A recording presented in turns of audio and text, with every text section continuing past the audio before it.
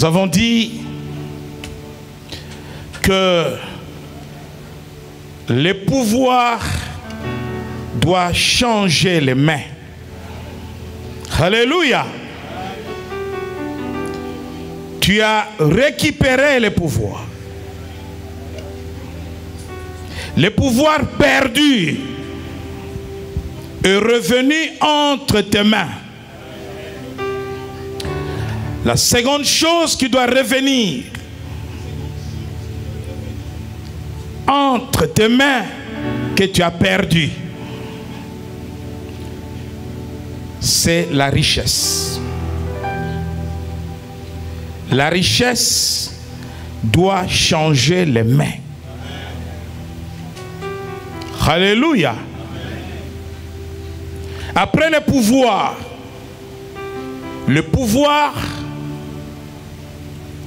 amène la richesse.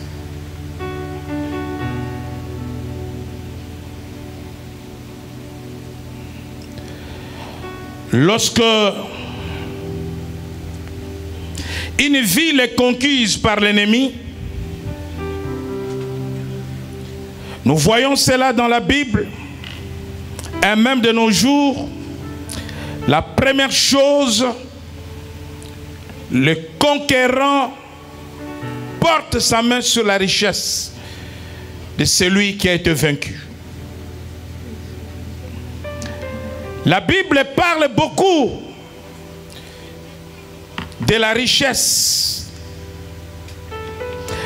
Vous savez, dans la Bible, de l'Ancien Testament au Nouveau Testament, il y a plus de versets qui parlent de l'argent,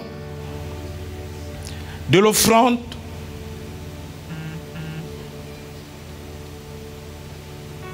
que d'autres choses. Je dis que la Bible parle de beaucoup de choses. Je peux vous dire, par exemple, que les compteurs nous donnent environ 1700 fois que l'on parle de l'argent.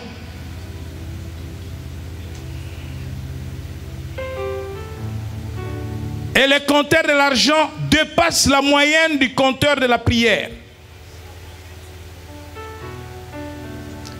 Amen.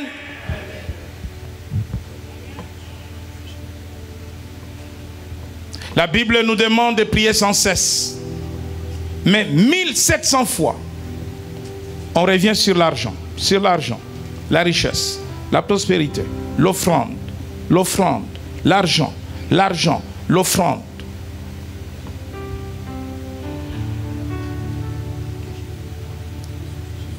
Pourquoi la richesse doit changer les mains? Parce que les fils et les filles du royaume ne sont pas appelés à être pauvres. La pauvreté ne caractérise pas le royaume. Je parle du royaume de Dieu. Et même le royaume naturel du monde. Pourquoi la richesse doit changer de main? Parce que toi, tu as été dépouillé. Parce que toi, tu es en manque. Mais dans la parole de Dieu, il y a des promesses de Dieu qui concernent ta richesse à toi. Est-ce que tu sais que dans la pensée de Dieu, tu es riche? La Bible dit que Jésus à la croix s'est fait pauvre pour que toi, tu sois enrichi.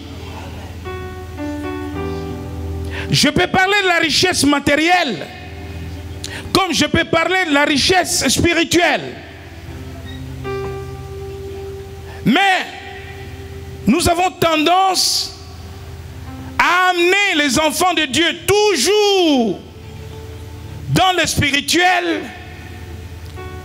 et les éloigner du matériel. Le spirituel entraîne le matériel. Voilà pourquoi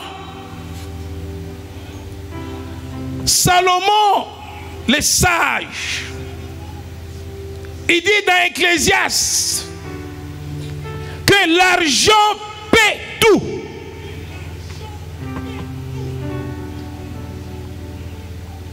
Amen.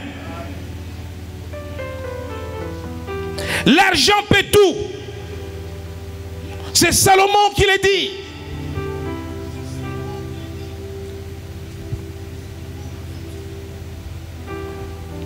Vous savez, si je sors dans la rue pour annoncer l'évangile, je vais toucher 2, 3 personnes.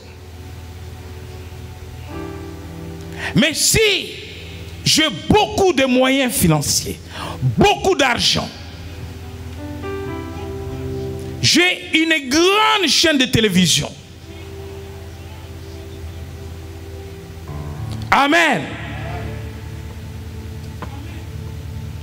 Comme c'est la saison de la Coupe du Monde, sur ma chaîne de télévision, je mets aussi les matchs France-Argentine. À la mi-temps de ces matchs, je parle de Jésus. Je vais toucher des milliers et des milliers de personnes à travers le monde. Alléluia.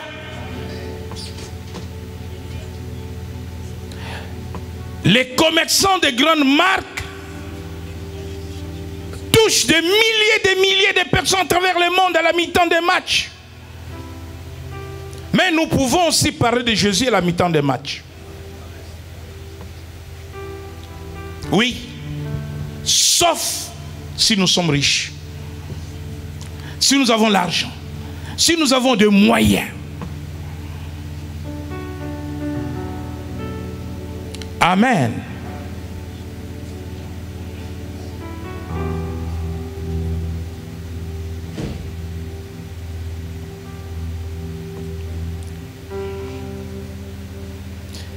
Bien-aimés dans le Seigneur, pourquoi la richesse doit changer les mains?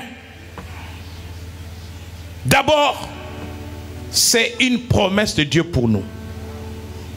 Alléluia. C'est une promesse de Dieu.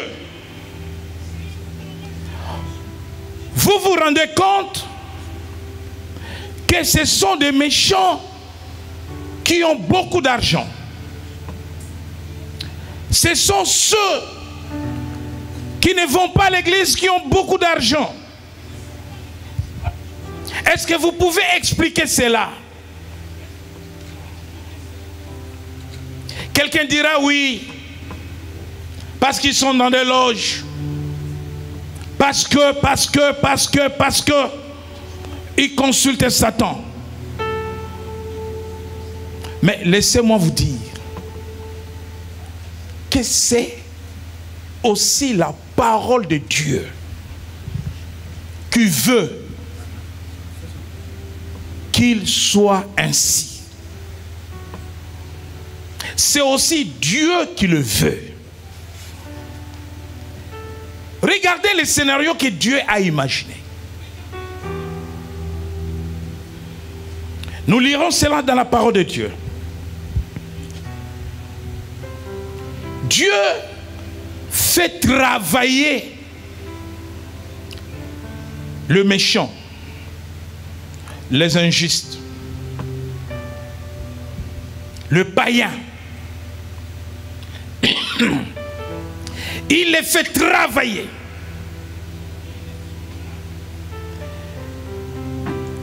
Il travaille pour amasser les richesses, pour amasser l'argent.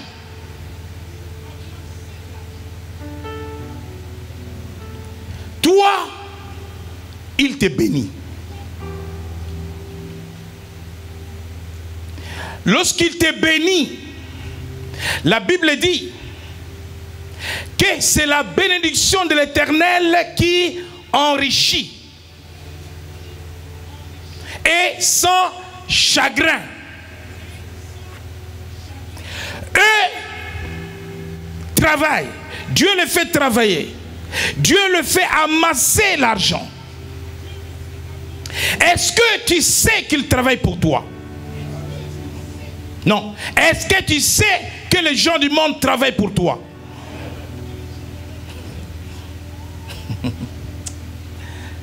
Ah, la Bible. Est-ce que tu sais que les païens travaillent pour toi? Bon, tu dis amen. Qu'est-ce que tu as?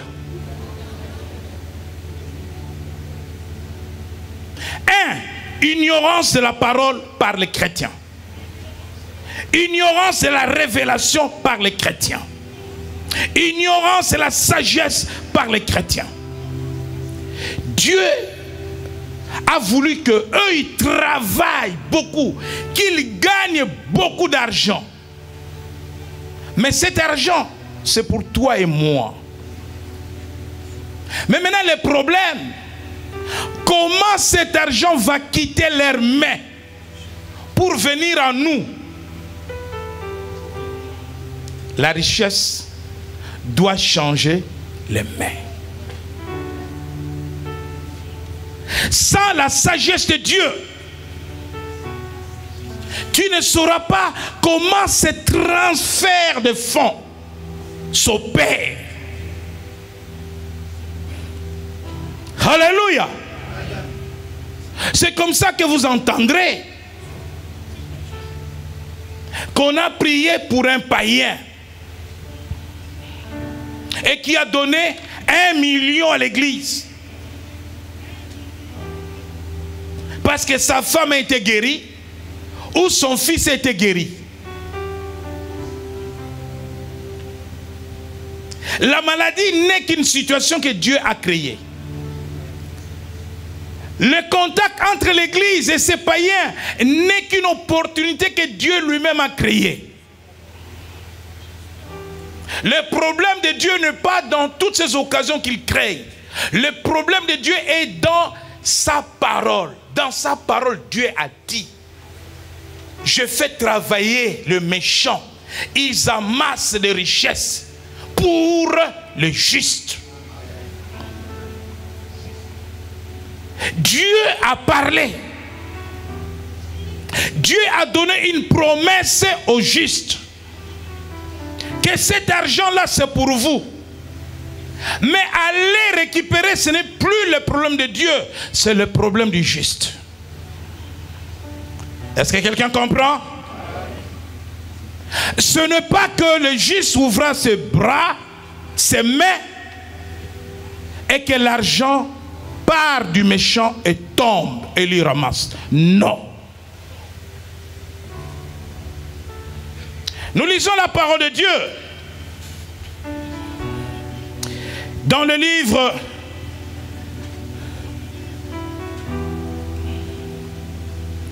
de Proverbes chapitre 13 verset 22.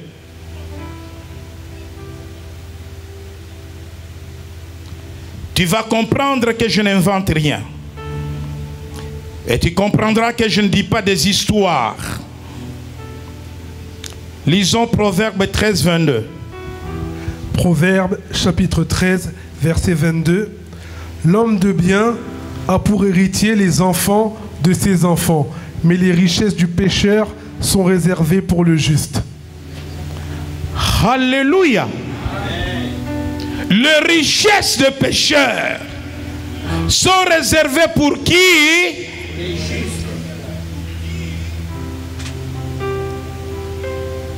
Ah, il a prié pour une personne et en guise de reconnaissance, on lui a offert une villa. C'est ça. Amen. Dieu crée des circonstances parce qu'il est le maître de temps et de circonstances pour ramener les richesses du pécheur vers le juste. Pour ramener les richesses du dehors vers l'église.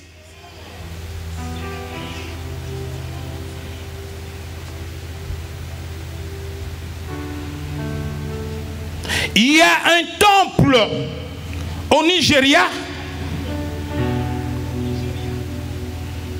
où il n'y a pas de panier pour les offrandes comme ici.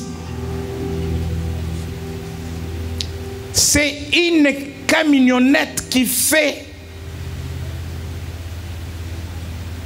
la navette du lieu de culte. Et les gens peuvent mettre les offrandes. C'est tellement gigantesque, c'est tellement immense. Dans le livre de Ésaïe, au chapitre 60, le verset 5. Nous lisons la parole de Dieu, Ésaïe chapitre 60, verset 5. Tu te tressiras alors et tu te réjouiras, et ton cœur bondira et se dilatera. Quand les richesses de la mer se tourneront vers toi, quand les trésors des nations viendront à toi. Merci. Quand les richesses de la mer, qu'est-ce qu'il y a dans la mer?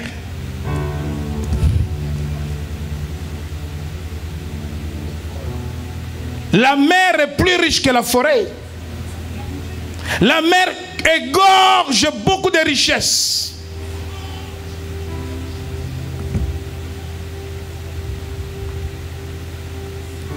Les villes portuaires sont les plus riches du monde. Le port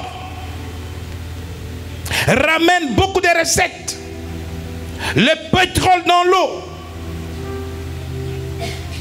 Les trafics maritimes. Les richesses de la mer. Les richesses des nations viendront à toi. Et quand nous lisons dans le psaume 11, non, pas le psaume 11, Ecclésiaste 2, 26. Ecclésiaste 2, 26.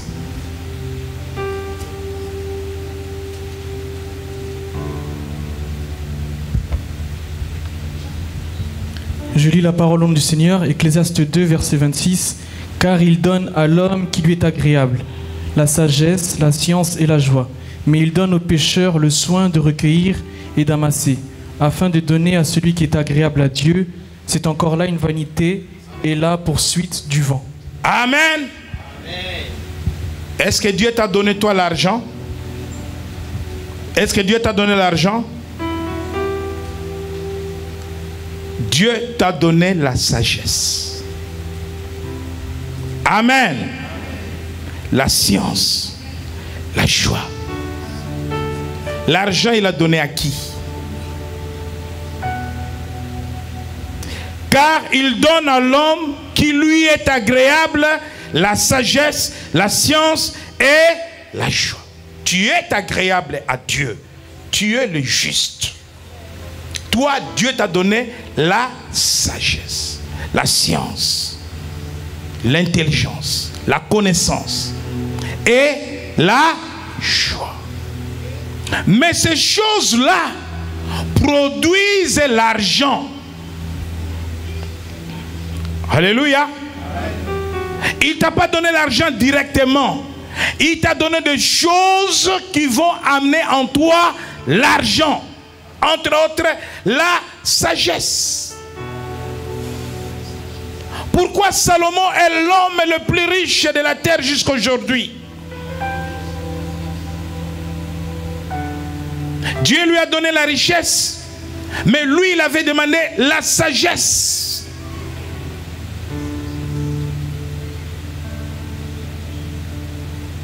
Il dit, il donne à l'homme qui lui est agréable. Il donne au fils du royaume et au fils du royaume la sagesse, la science et la joie. Il donne aux pécheurs. Vous croyez que Dieu ne donne rien aux pécheurs? Non. Lisez la Bible. Alléluia. Il donne aux pécheurs le soin de recueillir, c'est-à-dire de travailler, d'amasser l'argent, les richesses. Pourquoi il leur donne? l'argent et les richesses. Il dit, afin de donner à celui qui est agréable à Dieu. La richesse doit changer les mains. Ta richesse est entre les mains d'un pécheur. Dieu va opérer un transfert. Il travaille pour toi. Je vais vous envoyer les points de prière pour ça. Tu vas commencer à prier. Si j'ai le temps cette nuit, à minuit, tu vas les recevoir. Tu vas commencer à prier pour que le pécheur qui détient ton argent te cherche lui-même. Où qu'il soit. Est-ce que quelqu'un entend? Je vais commencer à prier pour qu'un président me cherche.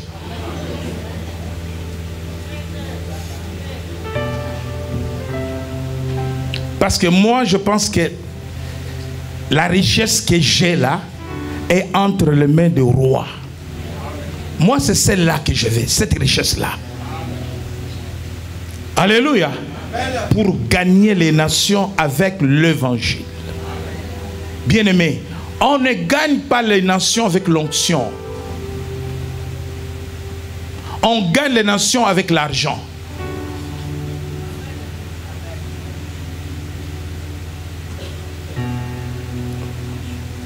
Amen. Parce qu'avec l'argent, je vais me déplacer. L'onction agira quand je serai sur le terrain. Quand je serai en face de peuples non évangélisés, que je vais enseigner, là où je vais annoncer la parole de Dieu. Mais comment atteindre ces peuples-là si je n'ai pas un avion, si je n'ai pas une chaîne de télévision, si je n'ai pas un bateau? Comment me déplacer?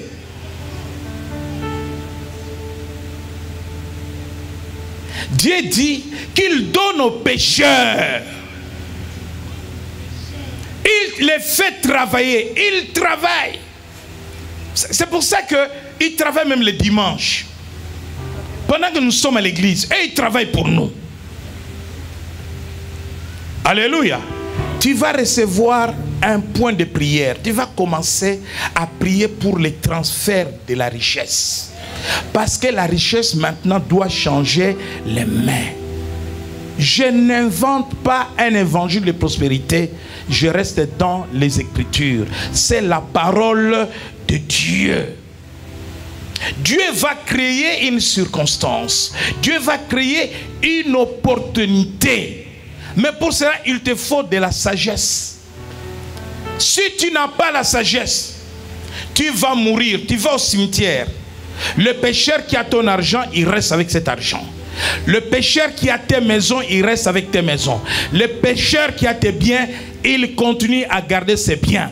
Parce que toi, tu n'as pas la science. Tu n'as pas la connaissance. Tu n'as pas la révélation. Dans la science, il y a la connaissance, il y a la révélation, il y a l'intelligence. Ne vous conformiez pas au siècle présent, mais soyez transformés par le renouvellement de l'intelligence. Comment dois-je prier de manière stratégique à recevoir mon transfert?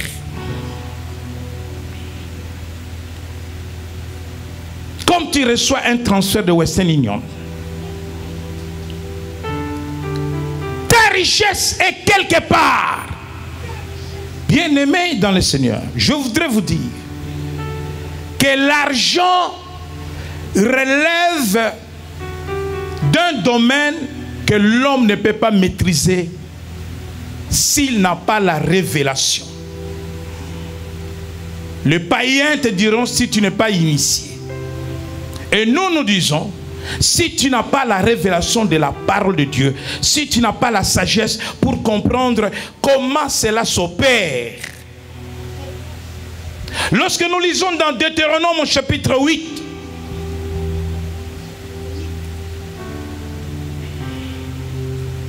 verset 18,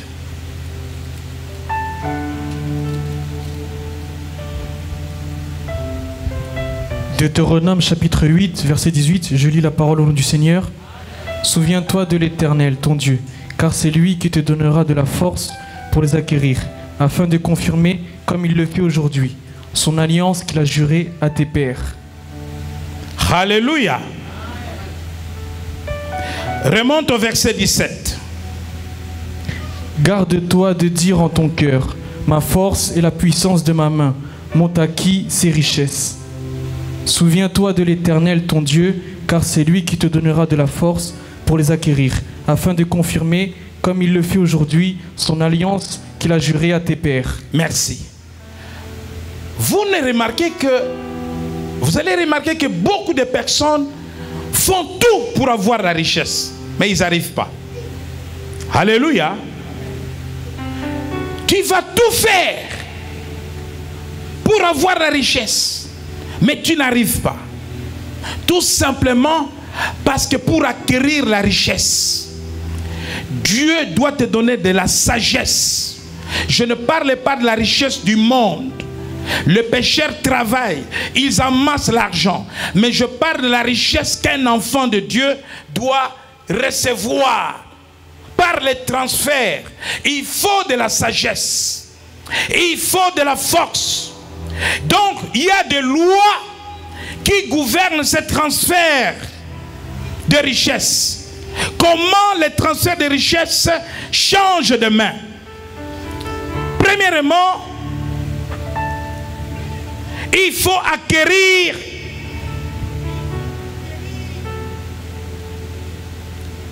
ta richesse ou ton héritage. Et dans Proverbe 10, verset 22, la Bible dit que c'est la bénédiction de l'Éternel qui enrichit et n'y ajoute aucun chagrin. Quand Dieu te bénit, par sa bénédiction, tu es enrichi. Mais quand tu auras la richesse venant de Dieu, tu auras la paix, tu auras la joie, tu vas dormir tranquille. Parce que les riches de ce monde ne dorment pas. Toute la différence, elle est là. Quand la richesse vient de Dieu, tu as la paix, tu n'as pas de problème, tu n'as pas de dettes, tu n'es pas menacé, tu n'es pas dans des affaires, dans des tribunaux, mais tu es riche parce que c'est sa bénédiction qui t'a donné cela. Contrairement aux riches de ce monde. Deuxième loi. Quand tu as les richesses, avec la sagesse que Dieu te donne, tu vas savoir comment gérer cette richesse. Toute richesse qui vient entre tes mains, l'argent qui vient entre tes mains, même 100 €, même 50 €, tu dois avoir la sagesse pour savoir comment tu dois garder les 100 € et peut-être utiliser 20 € et garder 80 €. Si tu n'as pas la sagesse, après avoir acquis la richesse disparaît. L'argent part. Parce que tu n'as pas la sagesse pour savoir comment gérer. Proverbe 7.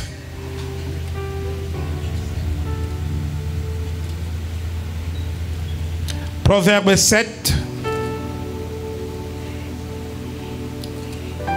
Verset 4.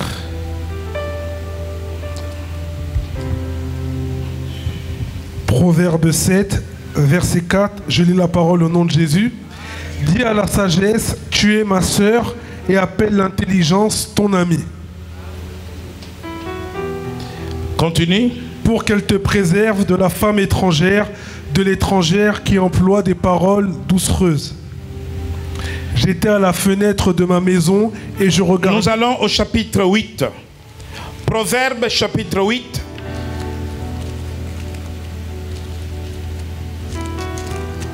verset 11. Proverbe chapitre 8, verset 11. Car la sagesse vaut mieux que les perles. Elle a plus de valeur que tous les objets de prix. Moi, la sagesse, j'ai pour demeure le discernement et je possède la science de la réflexion. Merci, restez là. Restez debout. La sagesse a plus de valeur que l'argent elle-même. Parce que si tu as l'argent sans la sagesse, tu vas toujours perdre cet argent. Tu ne vas pas conserver la richesse que Dieu te donne. Voilà pourquoi il y a des gens qui arrivent à avoir des millions, qui peuvent compter des milliards. Mais au bout de quelques temps, je priais pour quelqu'un qui avait un chiffre d'affaires d'1 million d'euros. Chiffre d'affaires, 1 million d'euros. Mais au bout de quelques mois, tout est parti. Faute de la sagesse. La richesse est venue entre ses mains. Mais gérer cette richesse, c'est une autre chose. Voilà pourquoi tu pourras lire le verset 18, le verset 16 à 18.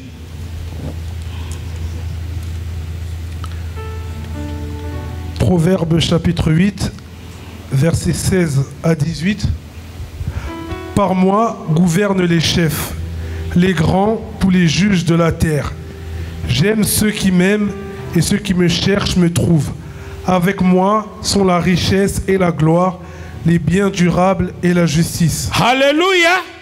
Celui qui a la sagesse a le bien durable, il a la gloire, comme Salomon, comme Job, comme Isaac, comme Jacob, bien-aimé dans le Seigneur. La richesse pour un enfant de Dieu, c'est avant tout une promesse de Dieu. Une promesse. Dieu dit dans Proverbe 13, 22, nous avons lu cela. Un bon homme laisse un héritage pour les enfants de ses enfants. Mais les richesses du pécheur sont amassées pour les justes. Les pécheurs ne laissent rien. Voilà pourquoi, lorsque les pécheurs meurent, les enfants commencent à vendre des maisons. Il y a des conflits dans les clans. Allez chercher partout, vous allez voir que quand les pécheurs meurent, son argent divise. Il y a des saisies. C'est des affaires de justice. Les impôts. Tout cela, le pécheur ne laisse pas d'héritage. Mais le juste. La Bible dit que toi, tu dois laisser un héritage à tes enfants. À tes enfants. Hein? Donc, je dois laisser un héritage. Pas à Brice, à Brouel, à Bruno, à Brian, mais aux enfants de Brice, de Brian, de Brouel, de Bruno. C'est cela la volonté de Dieu. Dieu veut que moi, Bruno Nkwim, je laisse un héritage à mes petits-enfants. Il n'est jamais trop tard. Même à 70 ans, tu peux acquérir cet héritage que tu laisseras à tes petits-enfants. Ariel, toi, il n'y a pas de problème. Tu es à la maison de Rita à Lomé.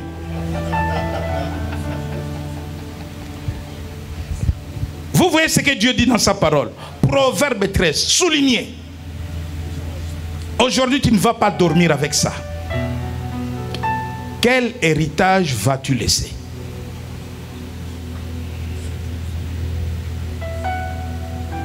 Il n'y a pas de diplôme pour acquérir la richesse. D'ailleurs, ceux qui sont trop intelligents, les savants ne laissent rien. Ils passent toute leur vie à écrire, à réfléchir. Ils ne sont pas derrière les banques. Alléluia. Tu dois laisser un héritage. Mais cet héritage, tu l'as. Pas entre tes mains, quelque part. Est-ce que tu pries pour ta richesse? Tu pries pour une paire de chaussures. Seigneur, tu vois, je n'ai pas de chaussures. Tu pries pour...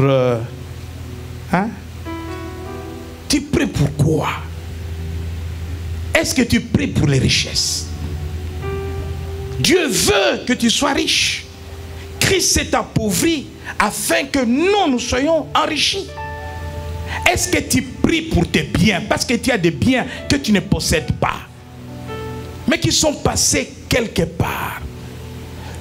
La richesse doit changer de main. Vous allez méditer à la maison. Dans Genèse, au chapitre 30, verset 35. Comment la richesse change de main. Tu dois avoir la sagesse. Tu dois avoir la foi. Jacob était chez Laban. Il travaillait pour Laban. Plusieurs fois, il a changé son salaire. Au verset 37, la Bible dit que Jacob fit un acte prophétique. Il avait la foi pour créer quelque chose qu'il imaginait. Jacob était en train d'opérer les transferts de richesses de Laban, un pécheur. Laban était un féticheur. La preuve, quand Jacob est parti avec ses filles, il les a poursuivis parce qu'une des épouses de Jacob avait volé sa fétiche, son gris-gris. Amen. Laban vénérait le dieu païen. Il était riche. Or, il travaillait pour Jacob. Jacob le juste. Israël. Celui qui a lutté contre Dieu. Il arrive chez Laban. Il est fait travailler comme un domestique. Comme un berger. Mais un jour, la sagesse de Dieu qui était en Jacob crée la réflexion. Proverbe 7, 8, 4. Moi la sagesse, je suis le discernement. Je suis la réflexion. Quand tu as la sagesse, tu commences à discerner. Tu commences à réfléchir. Tu prends conscience de ta situation. Est-ce que je suis créé pour être ce que je suis aujourd'hui ou pour être autre chose? Tu réfléchis. Tu vas dans la parole de Dieu. La Bible me dit que j'ai été créé à l'image de Dieu. Tu vas dans la parole de Dieu. La Bible me dit que le pécheur travaille pour moi et que cet argent qu'il amasse viendra à moi. Mais c'est la promesse de Dieu. Mais comment je peux rentrer en possession de cette promesse dans ma vie? Là, tu réfléchis. Tu n'as pas encore prié, mais tu réfléchis. Tu as la révélation de la parole. Tu comprends la parole de Dieu. Les chrétiens prient en désordre.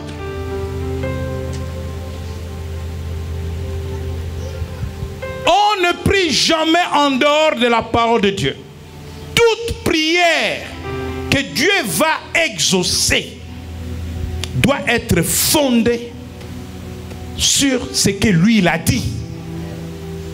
Alléluia. Et Jacob, qu'est-ce qu'il fait? Jacob prit des branches vertes, des papliers, d'amandiers, de platanes. Il y pela des bandes blanches, mettant nu le blanc qui était sur les branches. Puis il plaça les branches qu'il avait pelées dans les auges, dans les abreuvoirs, sous les yeux de brebis qui venaient boire, pour qu'elles entrassent en chaleur en venant boire. Les brebis entraient en chaleur près des branches et elles faisaient des petits raillés, tachetés et marquetés. Les vaches raillées, tachées, étaient les vaches qui coûtaient, ou les brebis qui avaient beaucoup plus de la valeur. Et quand Jacob avait demandé à Laban de lui donner son salaire et les libérer, Laban lui a donné les vaches qui ne coûtaient pas cher, ou les brebis qui n'avaient pas de valeur. Qu'est-ce qu'il fait? C'est comme si tu fais un dessin et là tu mets un brevoir. Le brebis qui vient pour boire de l'eau sont en contact avec les dessins que tu as mis, et les enfants qui sortent de leur ventre sont achetés. C'est ce que Jacob a fait pour aller chercher la richesse qui était entre les mains de Laban, le pécheur, et venir à lui, les justes. La Bible dit que Jacob est devenu plus riche que Laban. Si tu travailles à côté d'un pécheur qui est ton patron, qui est riche, qui a beaucoup d'argent, tu peux piquer ça, c'est pour toi. Tu peux récupérer ça. Cherche la sagesse de Dieu. Cherche le discernement, la réflexion. C'est alors que tu vas prier sur base de la parole de Dieu. Comment ce qui m'appartient, qui est ailleurs, doit arriver entre mes mains. L'argent ne vient pas comme ça. On ne devient pas riche du jour au lendemain comme ça. C'est une promesse dans la parole de Dieu. Cette promesse doit trouver son accomplissement dans la prière. Je vous enverrai un point de prière où chacun va commencer à prier maintenant pour accueillir son héritage, sa richesse. Cette prière-là, tu dois la faire parce que la pauvreté est un signe de malédiction. Dans les bénédictions, il n'y a pas un signe comme la pauvreté, comme la précarité. Il faut que tu refuses la pauvreté. Il faut que tu refuses la précarité.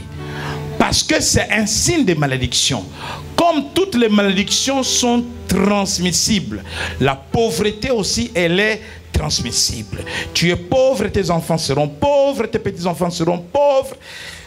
Jusqu'à la 4e génération, elle va aller comme ça.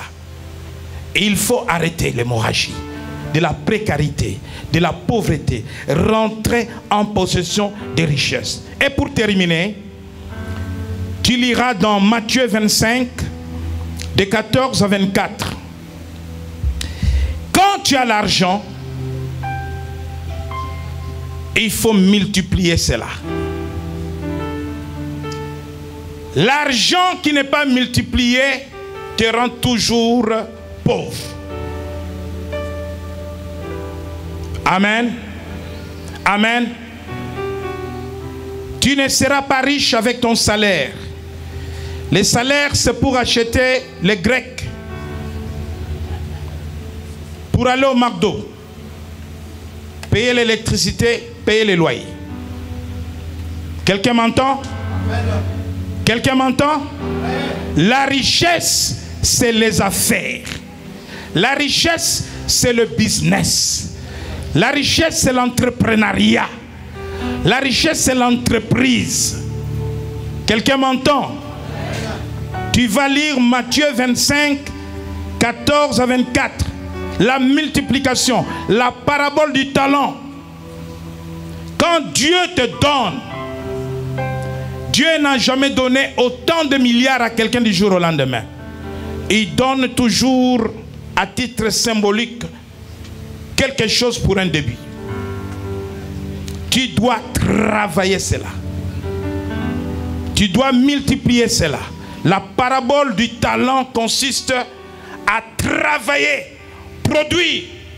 On t'a donné 2, il faut que tu en produises 2 pour faire 4.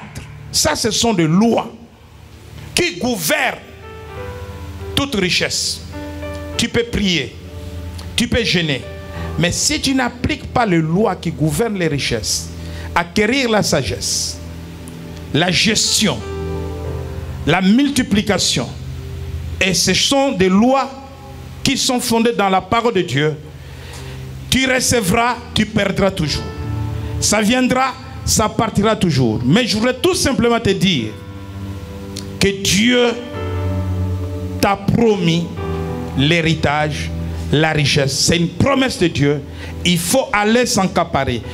À ceux qui veulent être riches, à ceux qui veulent prospérer, à ceux qui veulent être forts, quand vous recevrez les points de prière, commencez à prier chacun pour sa richesse.